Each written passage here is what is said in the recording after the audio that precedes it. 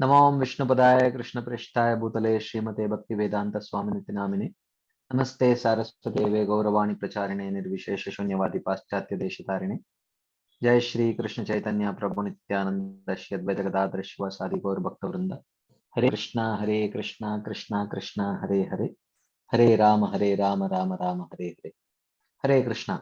So thank you all very much for joining today's session. We have been discussing from of Bhagavad Gita titled Jnana Vibhaga Yoga or Transcendental Knowledge. So I'll do a quick recap of what we have seen till now. If you remember, in the third chapter of Bhagavad Gita, Krishna discussed about Nishkama Karma Yoga, how is Nishkama Karma Yoga practiced, and how lust acts as an obstacle to um, uh, practice of Nishkama Karma Yoga, and how one can overcome lust. This was described in the third chapter of Bhagavad Gita.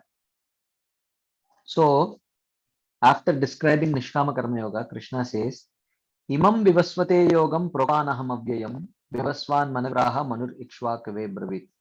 How this knowledge was spoken by me to Vivaswan, and Vivaswan spoke it to Vaivasvata Manu, Vaivasvata Manu spoke it to Ikshu, and in this way, evam parampara praptam imam rajarshayo viduhu sakale neha mahata yogo nashta parantapa. In this way, this knowledge was transmitted through the line of very disciplic succession of very saintly kings. And because it was the role of the Kshatriyas to ensure that this dharma is maintained. So they were chosen as one of the very prominent means of actually disseminating this knowledge by Krishna. And now Krishna says, Sayevayam maya tedya yoga prokta puratanaha bhaktosi me sakachi rahasyam hetaduttamam. Now that I have chosen you knowledge because you are my devotee and you are my friend. Therefore, I have chosen you to disseminate this knowledge of Nishkama Karma Yoga. Arjuna, with a desire to establish Krishna's supremacy, he asks particular questions which actually will force Krishna to speak about the very exalted and unique nature of Krishna's birth and activities. So Arjuna asks this question. Aparam bhavato janma param janma vivasvatah katametad vijaniyam tvam adau proktavan iti.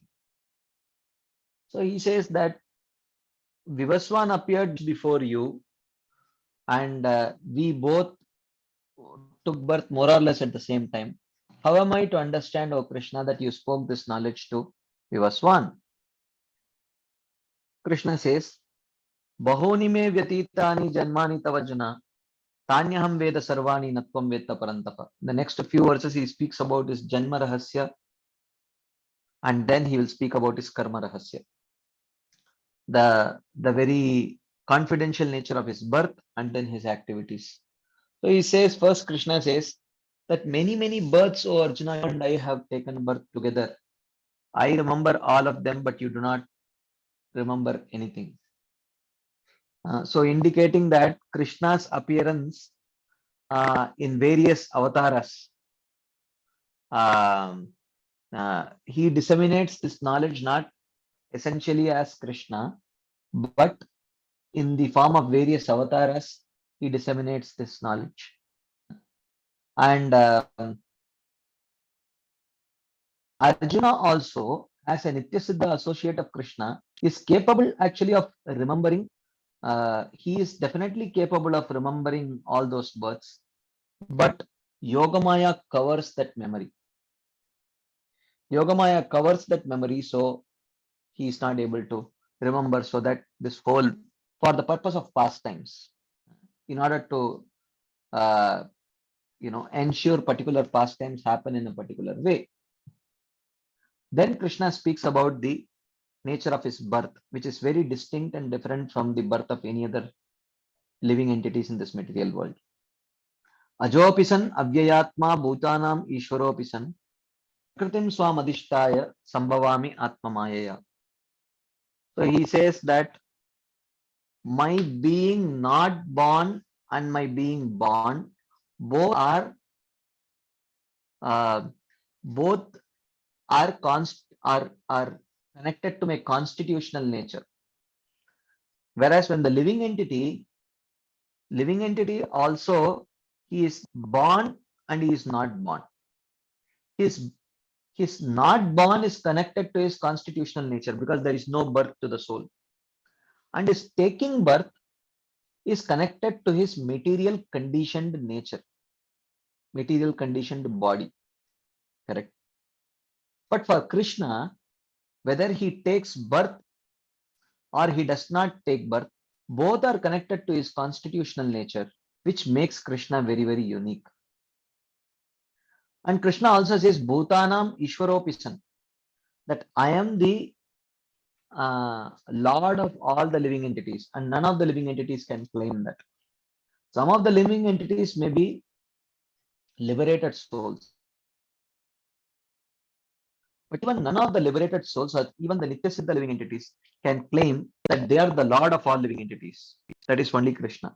Ajopisan Avyayatma. Avyayatma means Krishna has a body which does not deteriorate, which means it's not a material body. And Swam Prakritim Adhishtaya. Swam Prakritim Adhishtaya means Krishna's birth is orchestrated by his internal energy, whereas the living entity's birth is orchestrated by the external energy, which is not Swam Prakriti. And Krishna says, Sambhavami. Sambhavami indicates Krishna's free will in his appearance, whereas none of the living entities can, actually claim that they take birth according to their free will. They are forced by the law of karma to take birth. Like that, in this way, Krishna speaks about his Janma Rahasya, the very confidential nature of his appearance, which distinguishes Krishna from all the other living entities. Then Krishna speaks about his karma. When does Krishna appear? Yada yada hi dharmasya glanir bharata abhyuttanam adharmasya tadatmanam srijamyaham. So whenever there is an a decrease in dharma and an increase of adharma, Krishna appears at that time. And then Krishna says, for what purpose he appears? Paritranaya sadhunam vinashaya dushtam dharma samsthapanarthaya sambhavam yuge yuge. For these three purposes of to deliver the devotees from their feelings of separation from Krishna, vinashaya cha dushkritam, and to kill demons who cannot be killed by any living entity of this world, like Ravana, Kumbhakarna, etc. And dharma samsthapanarthaya, to establish the dharma of bhakti. For these purposes, Krishna personally descends. And then Krishna says, Janma karma cha me divyam evam yo vetti tatvatah tyaktva deham punarjanma naiti mameti so Arjuna. In this way, if one understands the transcendental nature of my birth and activities, such a person, having given up his body, shall never take birth again, and he shall attain me, Krishna says. Now someone may say, oh, this is very easy. All I need to do is to accept Krishna's birth and activities to be transcendental, and I will not take birth again. Krishna says, yes. So someone may say, okay, I accept Krishna's birth and activities to be transcendental. So which means I don't have to chant my rounds and have to perform any sadhana. Just by accepting Krishna's birth and activities to be transcendental, I will go back home, back to garden? Krishna says, yes. Then he says, let us evaluate whether you have accepted my birth and activities to be transcendental or not. Let us do an examination. Krishna says, if a person has truly understood, accepted, and assimilated the transcendental nature of activities of Krishna to transcendental, then there are certain symptoms in that person. What are the symptoms? Vitaraga Bayakroda Manmaya Mam Upashrita Bahavo Jnanata Madbhavamagata. So such a person is free from attachment, Vitaraga. He is not attached to any non any apasampradayic teachings. Vita Bhaya. And when someone is presenting some apasampradayic teachings, he will not be fearful. Because he is very firmly rooted in his understanding of the Siddhanta. And Vita Krodha. When someone openly speaks these apasampradayic understandings, he will not become complete. He will and because manmaya, because such a person is completely absorbed in hearing and chanting about Krishna. Because he is very absorbed in hearing and chanting about Krishna, he will not become angry. Okay. And mam upashrita, and such a person actually takes shelter of the Supreme Lord. So there is not a person who can say that I understand and accept that the activities of Krishna are transcendental, but you never see that person taking shelter of Krishna. Taking shelter of Krishna means taking shelter of Krishna through path of Navada Bhakti. So if the person is not sincerely practicing Navada Bhakti, if he is not very firmly rooted in the proper Sampradayic understanding and its application, and if he is not absorbed in hearing and chanting about Krishna, then, and if he has not attained love for Krishna, Madbhava Magataha, which means if he has not attained the stage of prema, then you cannot say that that person has truly realized that the birth and activities of Krishna are transcendental. So no one can say, oh yeah, I accept birth and activities of Krishna to be transcendental. So he has to pass the examination. So if these symptoms are there, then he is actually he has really understood the birth and activities of Krishna to be transcendental. Okay. So then someone says that, okay, if someone activities to be transcendental and performs bhakti yoga, then you will give them your own abode. But not everyone performs bhakti yoga, and not everyone accepts your birth and activities to be transcendental. So do you reciprocate with them at all, or how do you reciprocate with them? Krishna says, ye yatamam prapadyante tam stataiva bhajamyaham mama vartmanu vartante manushya partha sarvashah. He says that I respond to persons according to the amount that they surrender to me. So if they accept my birth and activities to be transcendental and worship me for attaining prema, I give them prema. If they accept my birth and activities to be transcendental and perform jnana yoga for liberation, I give them liberation. If they accept my birth and activities to be transcendental and perform nishkama yoga for purifying their heart, I purify their heart. But if they do not accept my birth and activities to be transcendental, if they do not accept my form to be eternal and real, and perform bhakti in prema, they don't get anything. And similarly, if they don't accept my birth and activities, if they don't accept my birth and activities to be transcendental, form to be eternal and real, And if they perform Jnana Yoga, Karma Yoga, anything, they don't get that result. That's what Krishna says. Then, um, then Krishna says, Kangshatah karmanam siddhim yajanta iha devata. Kshipram hi manushe loke siddhir bhavati karmaja. So, if the um, uh, if the result of bhakti and jnana is transcendental, and if the result of karma is temporary, then why do people perform karma? Why don't they perform jnana and bhakti? Krishna says that is because people want quick results. They cannot wait for a long time to get transcendental result, because that needs lot of patience, lot of hard work. Any transcendental result will take lot of patience, hard work, which they do not have. People who want quick results, even though they don't mind that it is material and temporary, they accept the path of karma, and such people are generally inclined to worship the demigods. Kangshatah karmanam siddhim yajanta iha devata sham himanushe loke siddhir bhavati karmaja.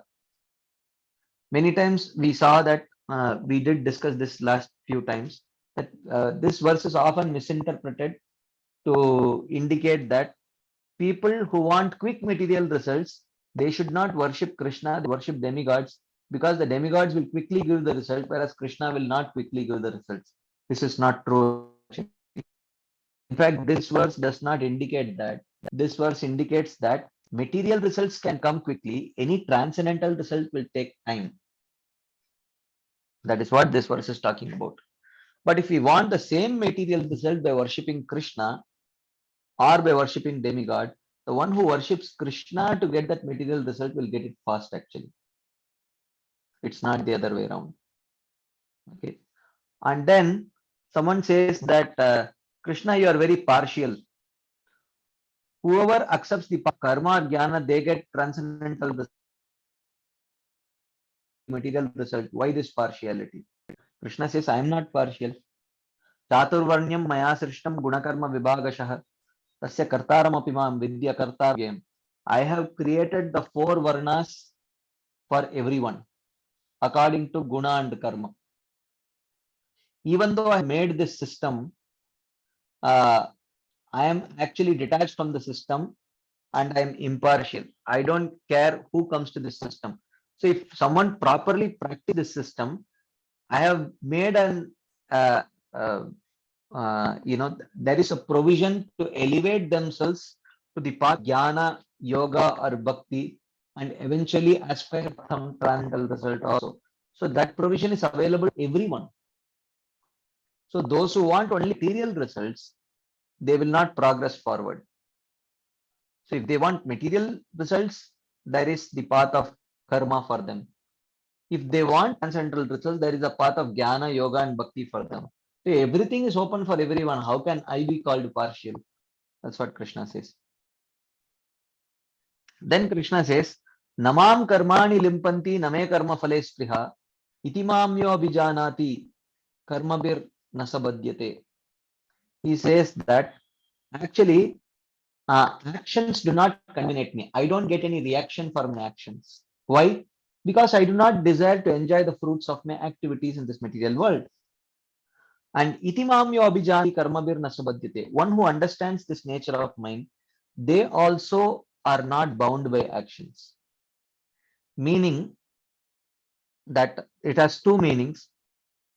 First meaning is that one who understands that Krishna is not bound by karma because he is not attached to the sense. One who understands this, and thus they also are become detached from the fruits of their actions, they also not be bound by karma. This is one understanding. Another understanding is that one who understands the exalted nature of Krishna, that even though he may seemingly be performing many activities, but he is not bound because he is the supreme personality of Godhead. One who understands this nature of Krishna, they will also not be bound by karma. Two understandings. Then he says, evam gyatva kritam karma purvairapi mumukshubhihi kuru karmaiva tasmatvam purvair purvataram kritam. He says, my dear Arjuna, all your predecessors, they performed activities, all your predecessors performed their karma with this understanding of detachment. They never were attached to the fruits of their activities. And therefore, they never became bound to this material world. So I am telling you, you should also perform your activities with this understanding without being attached to the fruits of your material fruits of your activities. In this way, you can also escape karma bandhana. But for that, it is essential to understand what is karma, akarma, and vikarma. Okay. Kim karma kim akarmeti kavayopyatra mohitaha tatte karma pravakshami yadyatva mokshase ashubhat. He says that one should understand what is karma, what is akarma, and what is vikarma.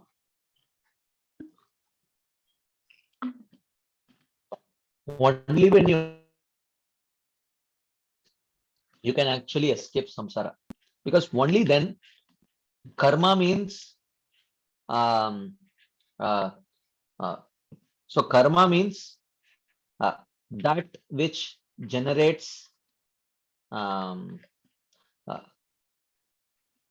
okay. Of course, here it is described slightly different way. One should know karma means prescribed duty. Akarma means sannyas, where one transcends the varna dharma and performs sannyas, karma sannyas. And vikarma means prohibited activities. One should have a very clear understanding of what is karma, what is my prescribed duty according to my varna and ashrama, what is prescribed, what I should do, what I cannot do. Under normal circumstances, what are the professions that I can perform? Under apatkalin paristhiti, under emergency times, what are the activities that I can perform? One has to have a very clear understanding of it. Okay. And kim akarma? Am I ready to give up my prescribed duties yet? Is my heart pure enough? What are the principles? What are the criteria which decide whether I am ready to give up my prescribed duties or not? One should have a very clear understanding of that. And vikarma, what are the actions which are prohibited according to my specific situation of life?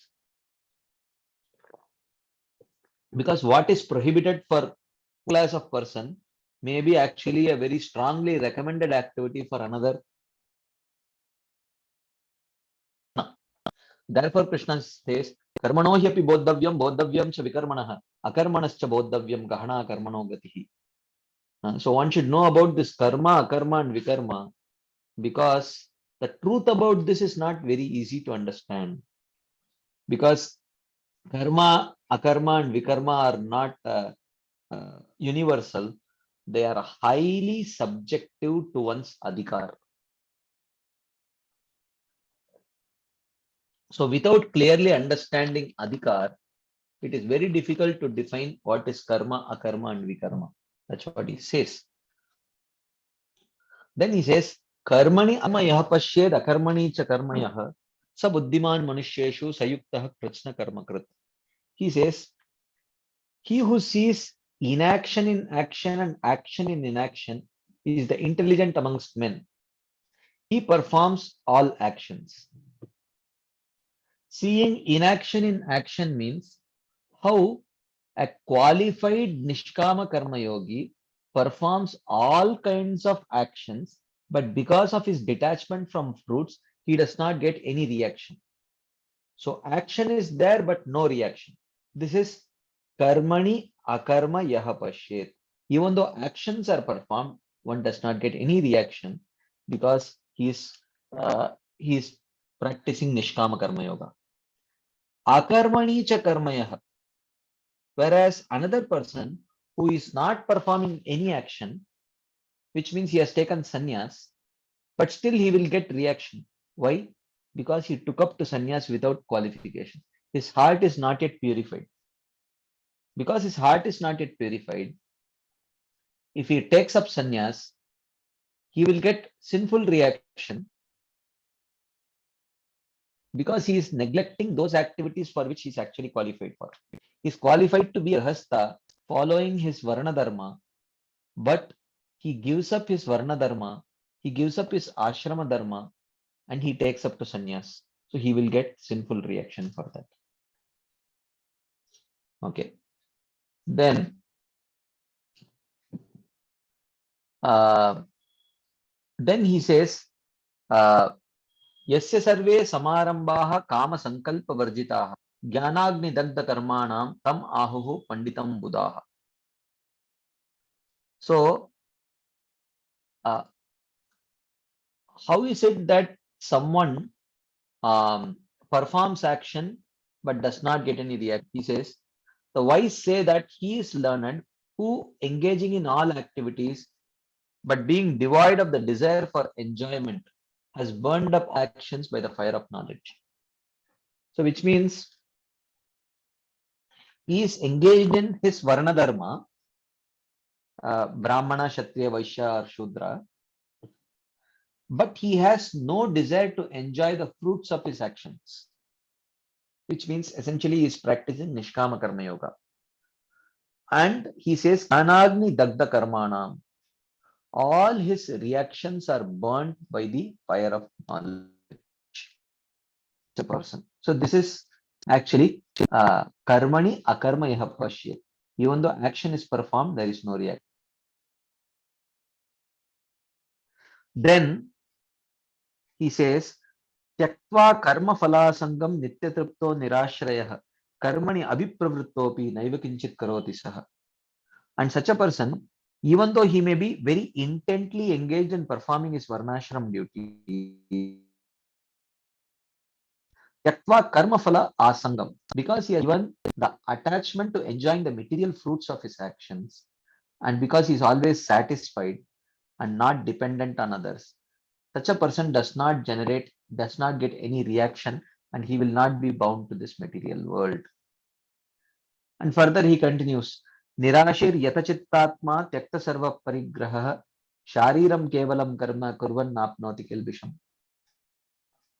Having given up dependence on others and being without desire, yatachittatma, and having a completely controlled mind and body, and performing actions only for supporting his body, such a person does not incur any sin. There is no sin reaction. How, if one perfectly practices Nishkam Karma Yoga, even though there is engagement in action, it does not generate any reaction which will bind one to this material world. This is the meaning of understanding inaction in action. Even though action is there, it does not generate any reaction. Okay. Then he says, Yadricha labha santushto dvandvatito vimatsarah samassiddhavasiddhau cha kritvapi na nibadyate. Okay. So Yadricha labha santushto, such a person is very satisfied with whatever comes of its own accord. He is freed from dualities, free from envy. He is very calm and composed in the face of success or failure. And such a person, even though engaged in his varnashram duties, he is not bound. Kritvapi na nibadyate. Further he says, Gata sangasya muktasya jnanavastita chetasah yajnaya acharata karma samagram pravilite. This is the last verse. Okay. Last but one verse which indicates the nature of a Nishkama Karma Yogi, proper Nishkama Karma Yogi. He is Gata Sangasya Muktasya. He is devoid of the desire to enjoy the results. He is free from attachment. Jnana Avastita Chetasah. He is absorbed very clearly in the knowledge of the soul, knowledge of the duties which are prescribed to him according to his varna, and knowledge of liberation also. Okay. So, and yajnaya acharata karma. And because he is engaged in actions while while giving up the fruits to the Lord, samagram praviliyate, he does not accrue any karmic reactions. And then he says, the essence of Nishkama Karma Yoga is Brahmarpanam, Brahmahavir, Brahmagnau, Brahmanahutam, Brahmaiva Tena Gantavyam, Brahma Karma Samadhina.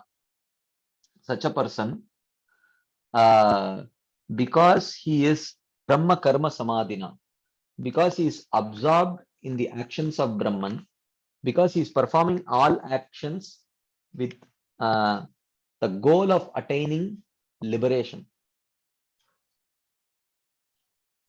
and he has no desire to enjoy the fruits of his work in this material world. With that mood, when he performs his prescribed duties, then even though the uh, the you know all the objects that he may be using material in nature. For example, the spoon that he uses to pick up the ghee to add in the fire itself, the person himself, all of them may be material, but because performing all those activities with with an aim, with a very clear aim of offering the fruits to the Lord and attaining liberation, Brahma Karma Samadhina, because of being absorbed in the actions of Brahman, all of them become transcendental in nature. The ladle becomes Brahman, the fire becomes Brahman, and so on, like that. So then, in this way, he is now going to describe different types of yagya. How the yagya, the forms of yagya, their external form may be different based on the qualification of the person who is performing yagya. But if this mood of Brahma Karma Samadhina is very clear, if I am doing it for purification, attaining liberation, and I don't have any attachment to enjoying the fruits of those actions, if that mood is very clear, then one attains liberation by practice of Nishkama Karma Yoga. So he says, Daivameva pare yajnam yogina paryupasate brahmagna vapare yajnam yajnena evopajuhvati. He says, some karma yogis, they engage in the devatas, in the worship of the devatas. These are not people who understand, who are yajna karma samadhina. They perform yajna, but they don't have the aim of liberation, and they are not performing the yajna for the pleasure of the Lord. They are doing it for the worship of devatas. So they don't. Apare Brahmagna Vaparajyam Yajna Naivopajuhvati. Whereas the other people who are proper Jnana yogis, they offer the jiva into the fire of Brahman by the means of the mantra Om. So which means they, with the aim of merging in the Brahma Jyoti, they have the aim of merging in the Brahma Jyoti. With that, they offer themselves by practice of Jnana Yoga with predominant chanting of Om. They offer the jiva in the fire of Brahman, like that. Then Shrotradin Indriyanyanye Samyamagnishu Juhvati, Shabdadin Vishayananya Indriyagnishu Juhvati. So he says there are Naishtiki Brahmacharis. What kind of yajna do they perform? Shrotradini Indriyani Samyama Agnishu Juhvati. Okay. They offer their senses as oblations in the fire of the controlled mind. Right? So which means their mind controls their senses, which means they are completely sense controlled, which means they practice sense control. That is their yajna for the Naishtiki Brahmacharis. Shabdadin Vishayan Anya Indriyagnishu Duhvati. Whereas there are other brahmacharis who cannot practice such level of Naishtiki brahmacharya. So what they do? Shabdadin Vishayan Anya Indriyagnishu Juhvati. They offer the sense objects in the fire of the senses, which means they engage in, uh, mm, you know, uh, sort of purification, which is allowed and accepted in the Shastras. Okay. So this is where we ended our discussion last time, I guess. So we are going to see few more of yagyas, which are which look different in externally in form, but when performed in the mood of Brahma Karma Samadhina, it also leads to liberation eventually, like that. So before we continue today's discussion, take today's discussion forward. If there are any quick discussion points, comments, questions, anything anyone like to share as add, you can please go ahead, raise your hands, and we can take it. Before that, there are some questions in the chat box, lot of questions. If they are connected to whatever we have discussed now, then we will take those questions. In verse 4.20 to 24, Krishna talks about Nirashir, free of dualities, free of enviousness, self-satisfied. We as a devotee chant 16 rounds, but there is some degree of sense gratification in heart, not pure for Krishna. So is this akarma or will it create reaction? See, for devotees, even though certain anarthas may be there in the heart, and we may sometimes succumb to those anarthas also, like lust, anger, envy, greed, and pride, etc., it will not lead to any karmic reactions. But succumbing to um, uh, those anarthas, they will actually slow down our progress on the path of devotional service. That will happen. So will we accrue karma? Will not.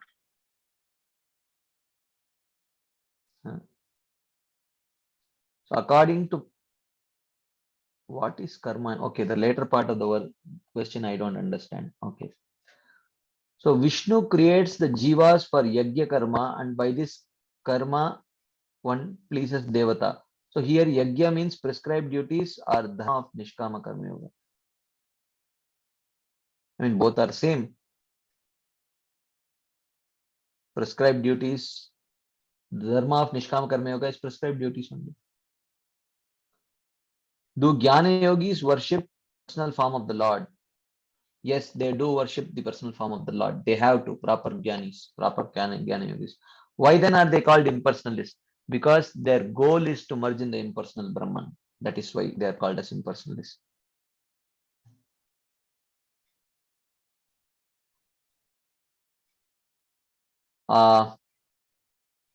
You said in the first chapter that Jnana Mishra Bhakta attains Shantarati because they are at the stage of Bhava. How is Bhava stage? With a glimpse of Gyan. Yeah, with a glimpse of Gyan, very slight tinge of Gyan, but with predominant Bhakti.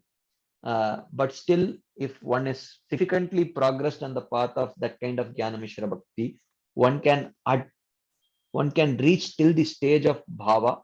But even in that stage of Bhava, you cannot experience the evolved rasas of Dasya, Satya, Vatsalya, and Madhurya.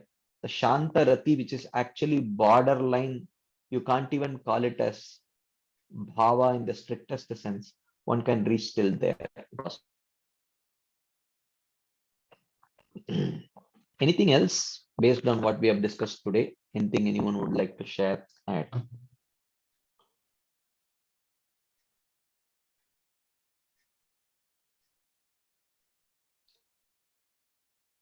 Okay, let's continue our discussion then.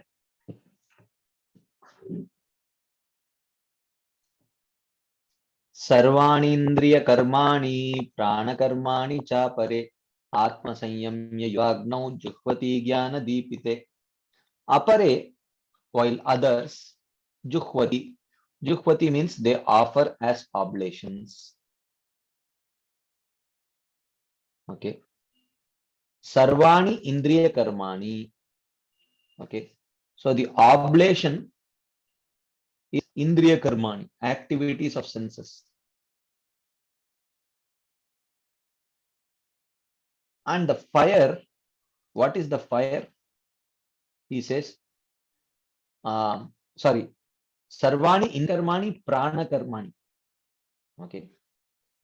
And the activities of the senses and prana, they are offered in the fire of Atma Sanyamya Yogna. Into the fire of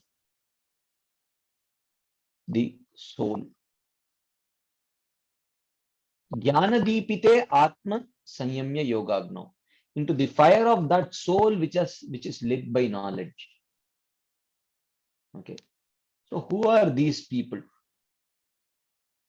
So who are these people? You see here, in all these yajnas, there is a fire, there is an oblation. Okay, the form of the fire changes, the oblation that is offered changes, but if there is Brahma Karma Samadhina,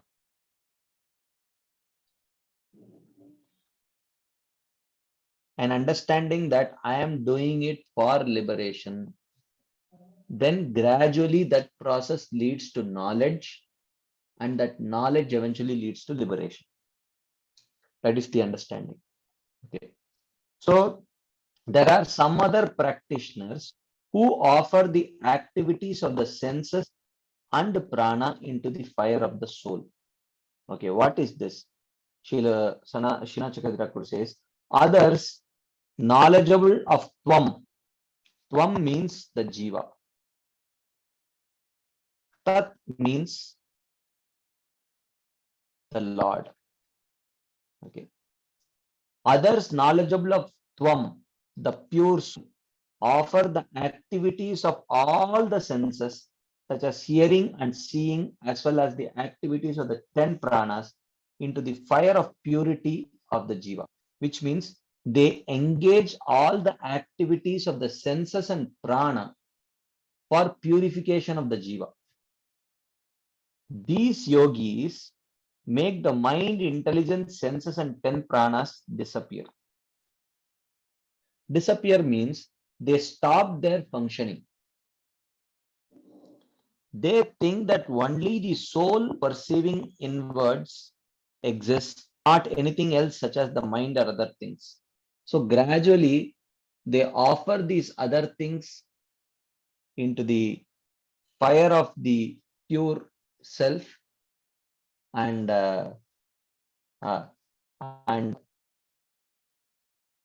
they also offer the actions of the 10 pranas as follows. Okay, what are the 10 pranas? The prana goes outward, exhaling.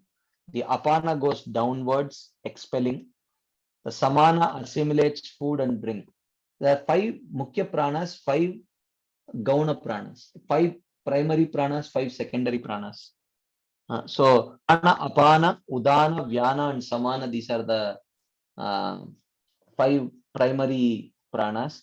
Then there is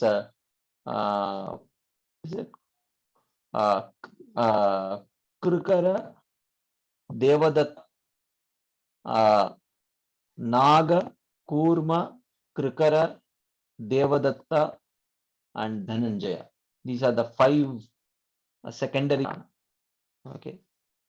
So the Udana leads upwards, and the Vyana is pervading, regulating the other pranas. Okay. And then Naga governs belching. When we belch, that is also governed by a particular prana called as Naga. Kurma causes opening of the eyes. Krikara causes sneezing and hunger. Devata causes yawning and sleep. Dhananjaya pervading the whole body, lingers after death, causing decomposition. So in this way, there are 5 primary pranas and 5 secondary pranas, and one offers um, uh, one offers the all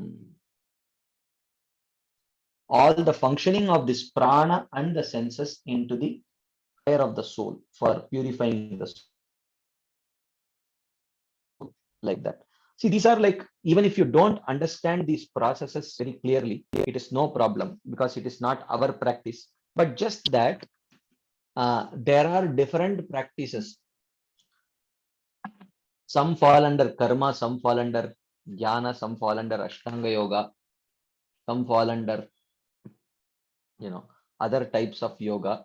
But as long as all these are practiced in the mood of Brahma Karma Samadhina, all these are practiced with an understanding of their adhikar and also for the purpose of attaining the liberation, then all of that eventually leads to knowledge, and knowledge eventually leads to liberation. That is the understanding. Like that. Any quick discussion points, comments, questions, anything anyone would like to share, ask, add?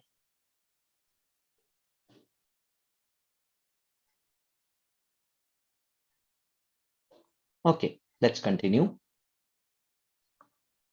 द्रव्ययज्ञास्तपोयज्ञा योगयज्ञास्तथा परे स्वाध्यायज्ञानयज्ञाश्च यतयः संशितव्रता. Apare yatayah, whereas others who are yatis means renounced people, samshita vrataha, they engage in severe vows. Severe vows, what kind of vows? Dravya yajnas, tapo yajna, yoga yajnas tata. Of charity, dravya yajna, they give in charity the dravya. Tapo yajna, they perform activities.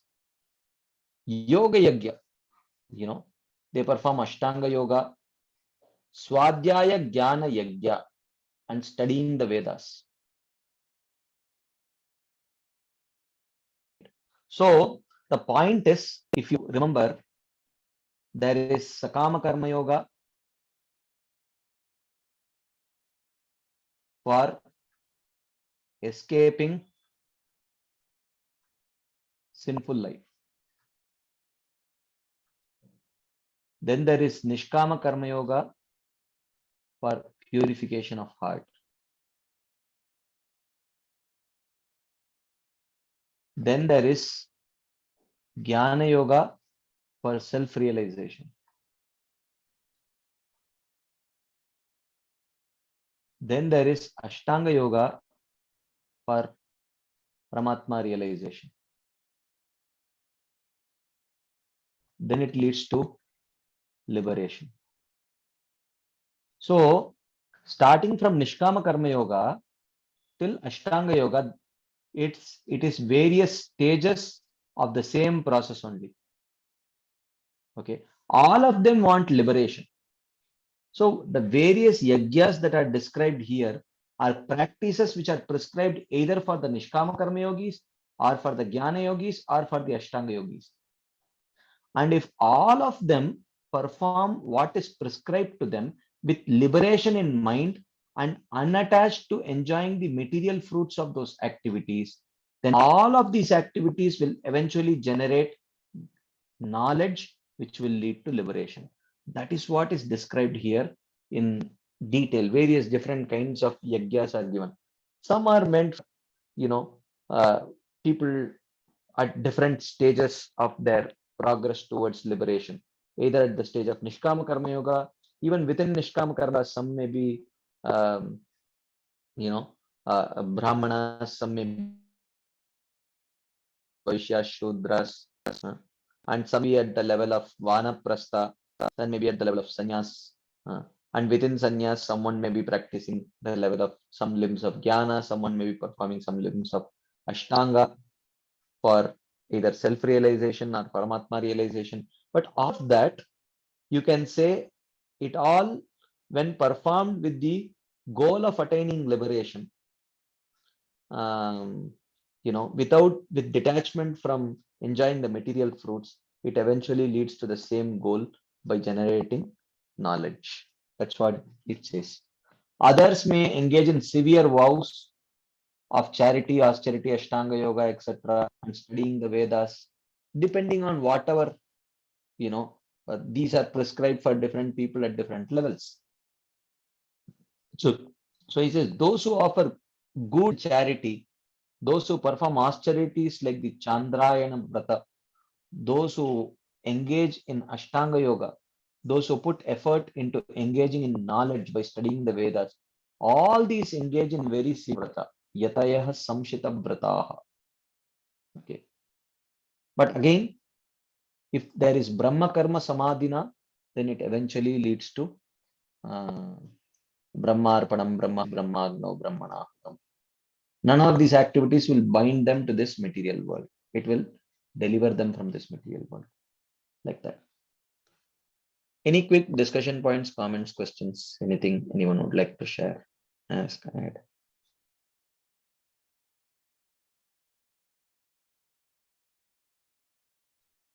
Okay. If there is none, we will continue. Then he talks about the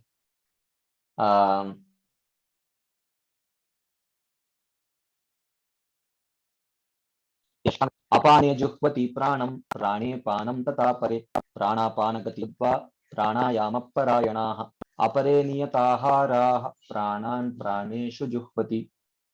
He says apare, whereas there are others, pranamaparayana, those who are dedicated to controlling their breath. Okay, that is their main sadhana. Pranayama parayana. What do they do? Prana apana gati rudva. They stop the movement of the pranavayu and the apanavayu. Apane juhvati pranam, prane apanam tata. They offer the prana into the apana and vice versa. These are pranayama parayana, those who are engaged in the preliminary stages of yoga. Apare, whereas others, niyata aharaha. Some others, their prescribed practices are they control eating. Pranan praneshu juhvati. They offer the senses into the pranas. Okay. So which means when someone does not eat, the prana becomes weak. When the prana becomes weak, the senses become weak. Especially the karmendriyas. The karmendriyas derive their strength from prana. Okay. For example, karmendriyas means our legs, our hands, anus, genitals. So they are karmendriyas. They derive strength from prana. From anna. So therefore, if you starve, either if you don't eat or if whatever you eat is not assimilated by the body, then the karmendriyas become very weak. You cannot walk, you cannot lift, you go down, you climb up a flight of stairs, you feel completely exhausted. Why? Because prana has become weak. Why prana has become weak? Because insufficient food or insufficient assimilation of nutrition due to whatever problems with the body. So then the senses become very weak. So whereas others, in order to control their senses, what do? They actually stop eating. And when they stop eating, when they stop eating, then actually their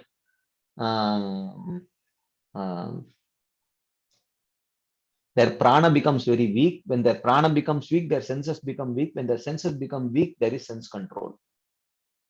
These are some kind of practices which are mechanical, which are practiced by these kind of yogis, but with the ultimate purpose of attaining Brahman, right? So he says, others who are expert in pranayam offer the upward prana into the downward apana. At the time of fully inhaling, they merge the prana with the apana. At the time of fully exhaling, they offer the apana. I don't know what it means. If some of you know, you can share. At the time of kumbhaka, so there is kumbhaka, puraka, rechaka, right? So, uh, so puraka is, inhaling. So while inhaling, they merge the prana with the apana. Rechaka means exhaling. While exhaling, they offer the apana into the prana. And at the time of kumbhaka, what is kumbhaka? Means when you are holding, you inhale, hold, and exhale. So holding is called as kumbhaka. They stop the movement of both prana and apana and become completely absorbed in the practice of pranayama. So this is also practiced by the Ashtanga yogis at stage of their practice. Okay. Others, desiring to conquer the senses, control the eating process. That is, they eat little. They offer the senses into the pranas which are subsisting on restricted eating. Okay. When the pranas become weak, the senses being dependent on the pranas become incapable of grasping the sense objects and become merged in the pranas. So this is the meaning. So this is a way of sense control, but this is very mechanical, right? Like that. Any quick discussion points here, comments, questions?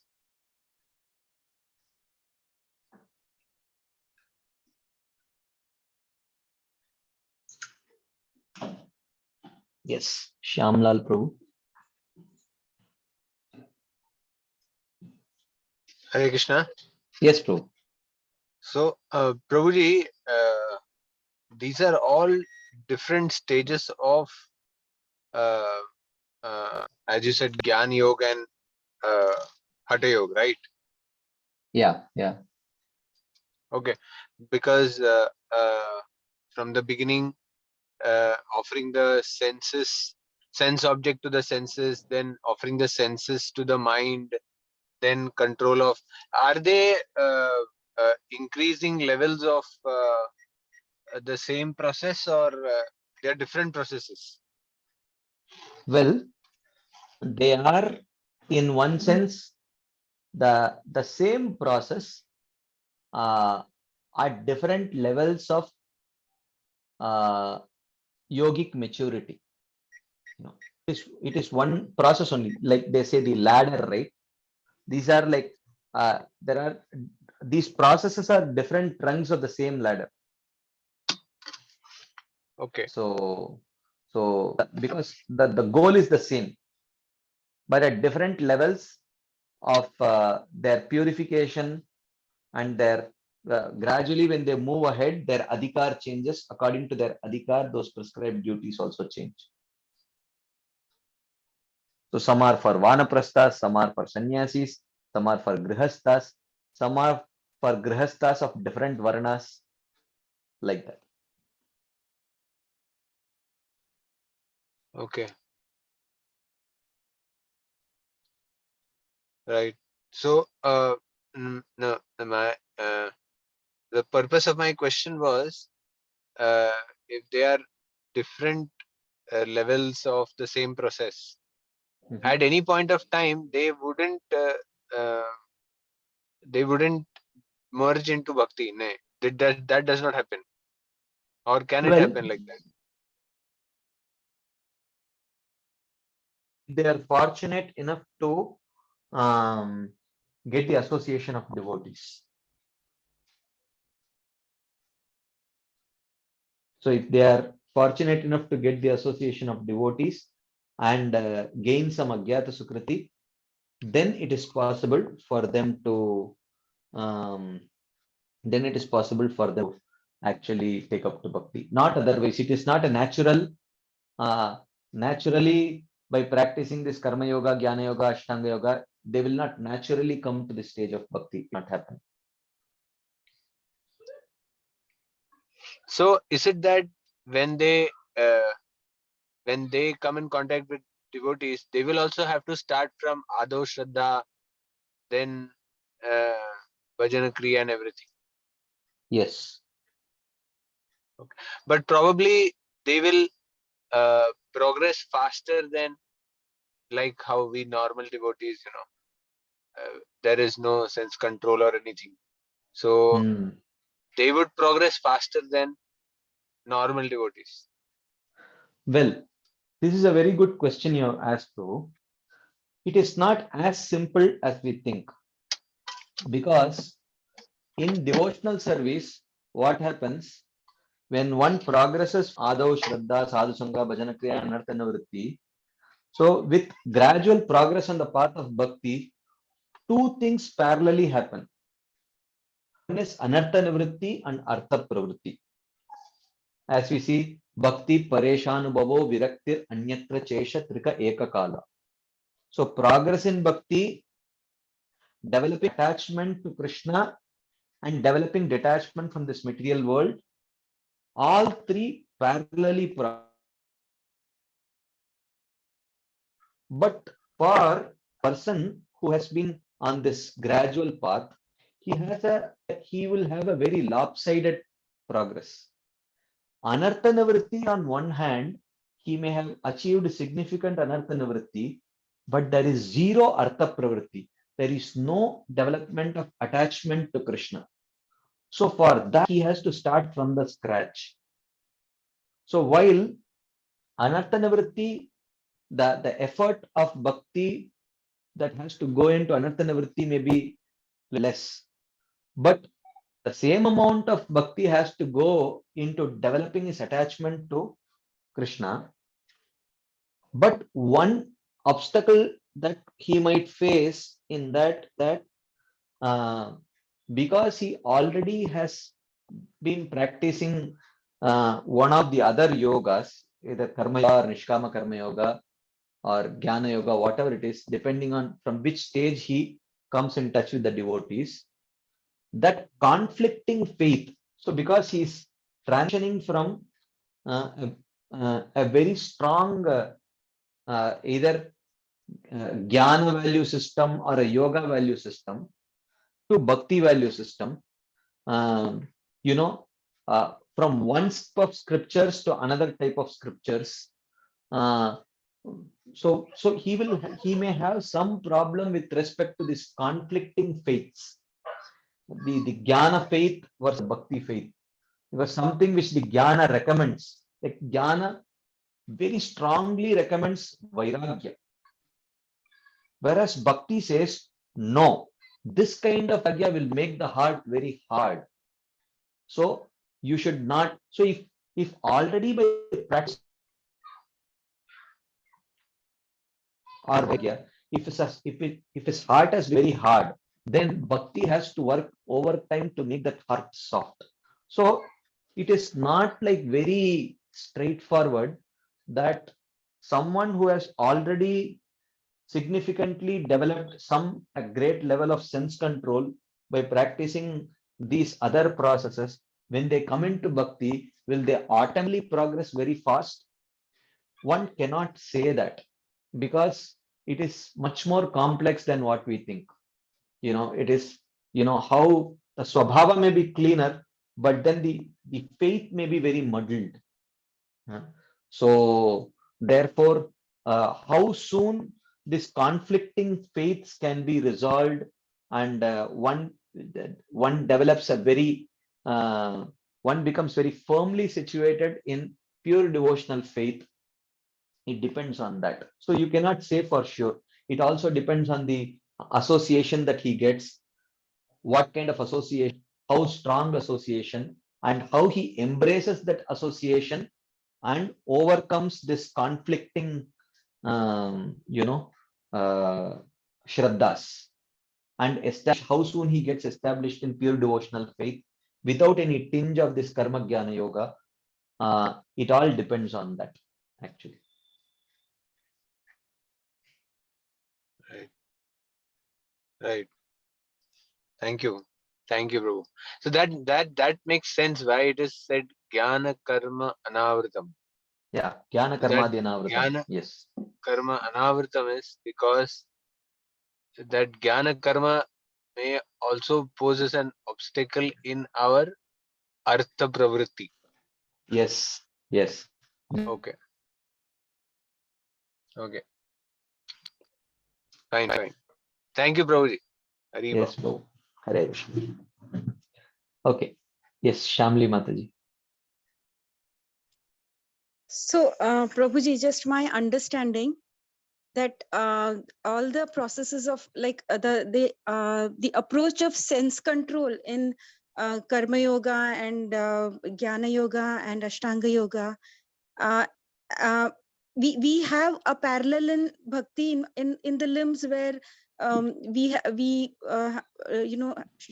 don't remember the exact limbs now, but at least minimal live a simpler life, and Correct. there are parallels there, right?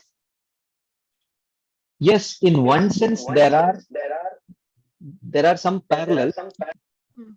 but But the difference yeah, is in the approach that we do it. Like if we are not um, eating simpler food and all with a softer heart, if the mood is in the mood of austerity, or I don't know, the mood that is in this part, like in karma yoga and jnana yoga, probably the mood is more of austerity and I don't know, strength and stuff. So in bhakti, even if we have to go through the path of sense control, but we should have a softer demeanor.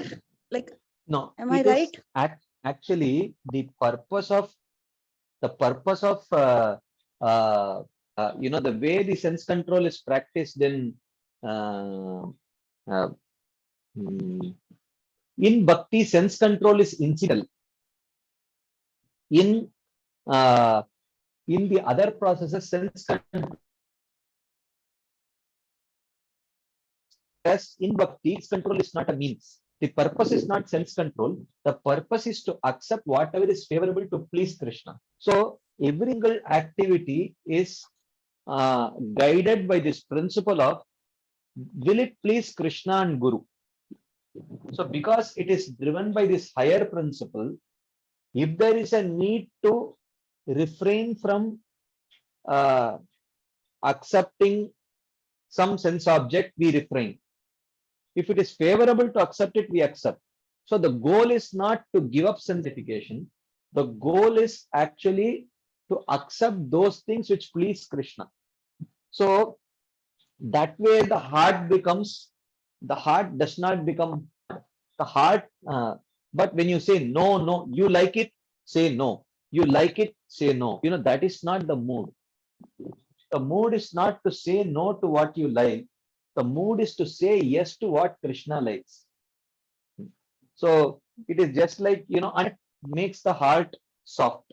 So just like mm, while if someone, is very, he wants to say no, no, no, no to every act of sense gratification, it definitely makes him sort of little frustrated and hard-hearted.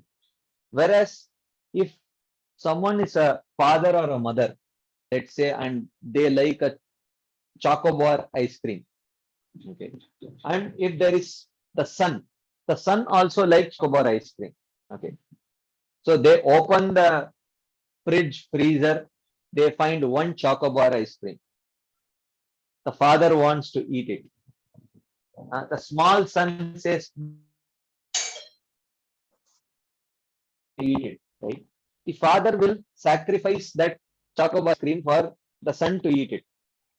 And he will not feel bad, because when he sees the son smiling and happy, that will give him greater joy than actually getting the pleasure of gratifying his tongue by eating the chocobar ice cream himself. So the principle here is not to say no to what likes. The principle is to say yes to whatever Krishna likes to gain the favor and pleasure of Krishna. So therefore, that kind of so it is based on a different kind of goal. So that actually makes the heart softer. Whereas to say no to things, that actually makes the heart very hard.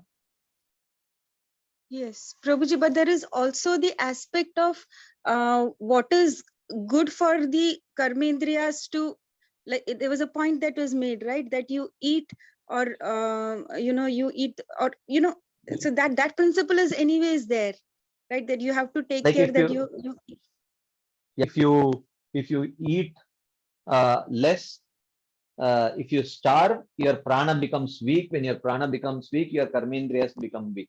So they fast for actually developing sense control. That's what you're talking about, right?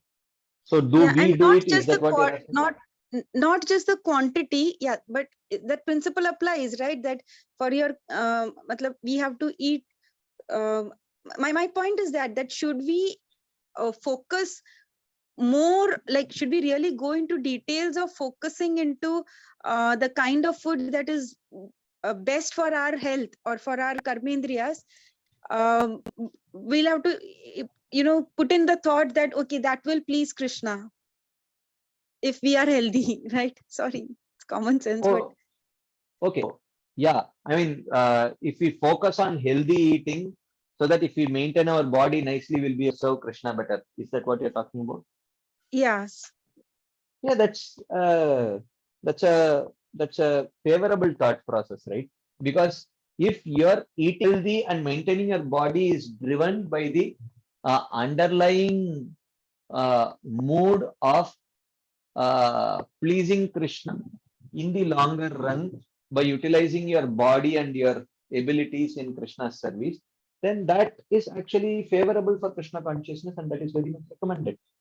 But what if that analysis, like, there's how much focus on that analysis should be given? Like, that is my point, because every body is different.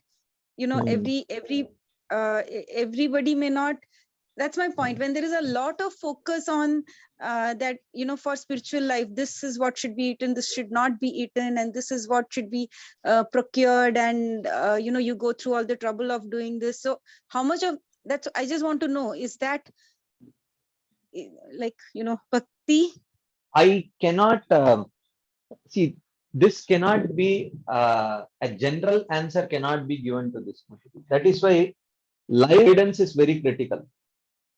Live guidance of an advanced devotee who is like-minded, empathetic, and willing to understand what we are going through and willing to guide us. So that uh, that is critical. Otherwise, these are not questions, because we need to understand, that person, how much his mind is getting consumed by these things. Is it inspiring him to remain Krishna conscious, or uh, is it hiding his consciousness from being Krishna conscious to organic conscious, food conscious, exercise conscious? One has to, unless we spend sufficient time trying to understand that person, it is very difficult to say. We cannot make blanket statements, because it would become very judgmental actually. Yes. So we cannot tell for sure unless we have spent sufficient time with that person and endeavored sincerely to understand that person. It's very hard to answer this question just like that, actually. Yes, Prabhuji, thank you. There is no blanket answer is probably my answer. Yeah. Yeah. It varies from person to person actually. Yeah. Thank you, Prabhuji. Correct. Okay. So if there are no further discussion points, we still have another 12 minutes. We will continue this discussion. So Krishna says, Sarvepyete yajnavido yajnakshapita kalmashaha yajnashishtamritabujo anti brahma sanatanam. So Krishna says that sarve api ete yajnavido, all of these knowers of sacrifice. We saw different, all of these knowers of sacrifice, yajna shapita kalmashaha, they destroy the sin through sacrifice. Why? We have already seen yajnarthat karma anyatra lokoyam karma bandhana tadartam karma kaunteya mukta sangha samachara. So all of these knowers of sacrifice destroy the sin through sacrifice because Brahma karma samadhina, because they perform those activities with the mood of attaining liberation and with detachment from the fruits of from the material fruits of those activities. So therefore, sarve apiyete yajna vido. Yajna vido means they exactly know the purpose of sacrifice and they destroy the sins through sacrifice. Yajna shishtamrita bhujo, eating the sweet remnants of the sacrifice. This is not literal. This is not literal. This is figurative. Yajna shishta amrita bhujo means enjoying the fruits of those sacrifices, not literally eating, even though bhujo means eat, but it is figurative eating, not literal eating, right? Yanti Brahma Sananam, they then attain the eternal Brahman. Brahmarpanam Brahmahavir Brahmagnav Brahmanahutam Brahmaiva Tena Gantavyam. Brahmaiva Tena Gantavyam means, we saw, right? What is Brahmaiva Tena Gantavyam? The person attains Brahman. Why? Brahma Karma Samadhina. Because he performs those sacrifices with the mood of attaining Brahman. Therefore, he attains Brahman. Even though the yajna, the external form of the yajna may differ.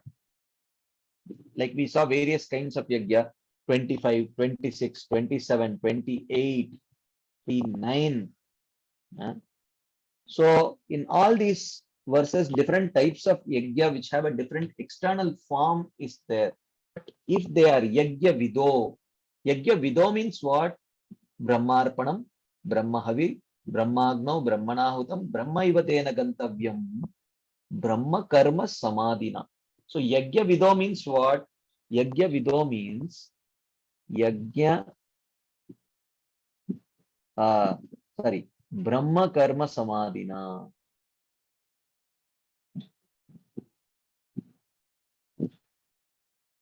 That is the meaning of yajna vido, Brahma Karma Samadhina. Okay. So all of these knowers of sacrifice, they destroy the sins through sacrifice. Eating the sweet remnants of the sacrifice, they attain the eternal Brahman. So sweet remnants means even though ultimately they will reach Brahman, they will attain liberation, but there may be some intermediate fruits of those yajna also they may get. They will get to enjoy that also. Of course, they should not become attached to enjoying it, but they get to enjoy it. Right? So he says,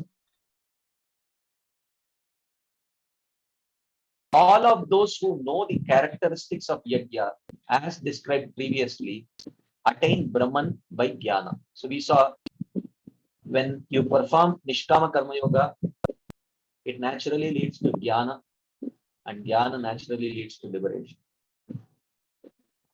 Like that. So they attain Brahman by Jnana. The secondary unsought fruits are here described. So the secondary fruits, but it is unsought because their sought fruit or their desired fruit is only liberation. But in attaining that, while attaining liberation, they may get some secondary fruits also. They enjoy the sweet remnants of yajna, such as sense enjoyment and power, which may bhoga and aishwarya. They may get while on the way to attaining liberation, they may get all these things. Like even on the path of bhakti, even though on the way to prema, we get kleshagni, shubhada, moksha labhutakrit, sudurlava, sandrananda visheshatma. All these things are intermediate things. These are unsought results. A devotee aspires only for Krishna prema, but on the way to attaining Krishna prema, one may attain these other things also. Right? Bhoga and Aishwarya. So the sought result is then described. That is, they attain Brahman. So while attaining Brahman, they may get to enjoy some secondary results also. That is the meaning. Sarve apiyete yajna vido yajna kshapita kalmashaha yajna shishtamrita bhujo yanti Brahman sanatanam. Like that. Any quick discussion points, comments, questions? Anything you would like to share? Yes.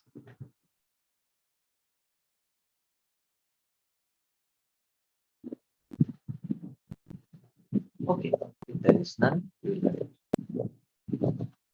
Next verse. Nayam lokosya yajnasya kudonyam kuru sattama. Short verse.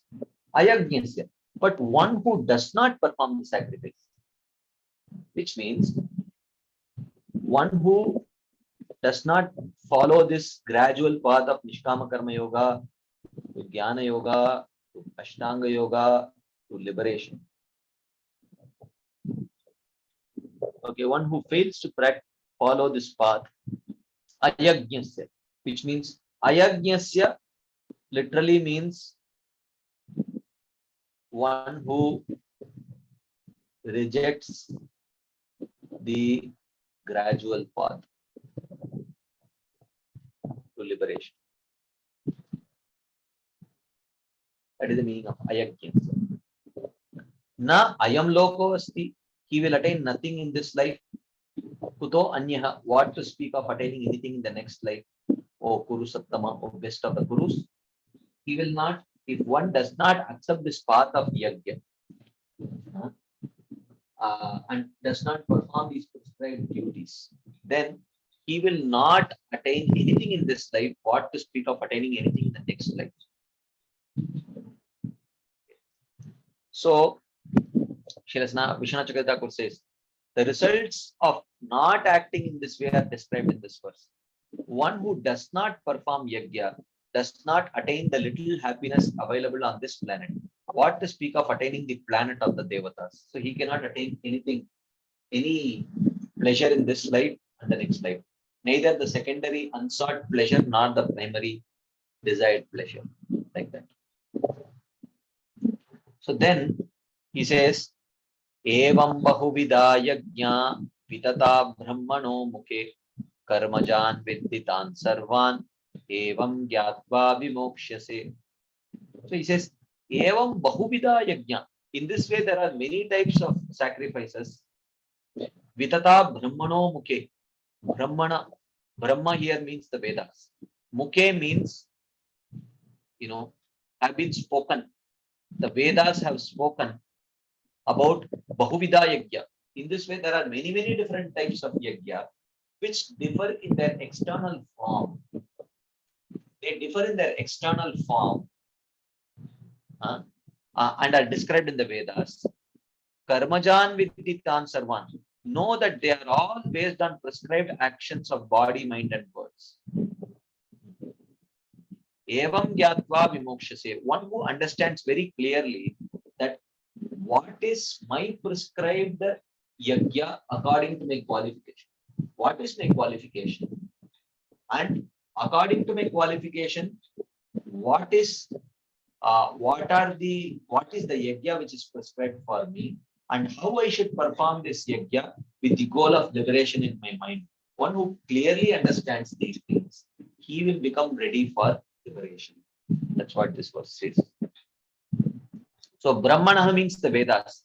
The phrase Vitata Brahmano Mukhe would literally mean spread in the mouth of the Vedas, actually means clearly spoken of by the Vedas themselves. So in this way, the Vedas talk about many different types of yajnas. Okay. Karma Jan means based on the actions of body, mind, and words. Some of the actions include body, some of the actions include mind, some of the actions include words, some of them include two of them, some of them include all three of them. Okay. And all of that is based on one's adhikar, qualification. One who understands one's qualification and the yagyas which are recommended according to their qualification and performs those. So knowing means to perform. When they know and perform those activities according to their prescription, according to whatever is prescribed, according to their qualification, vimokshase, they become qualified for liberation. Okay. So there is, okay, I think it's already 9:30. Before we wind up, let's see. Are there any final quick discussion points, comments, questions before we wind up for the day?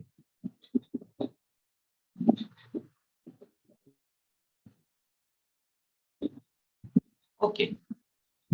If there is none, then we will pause here and continue this discussion next week. Thank you all very much for your patient listening, your enthusiastic participation.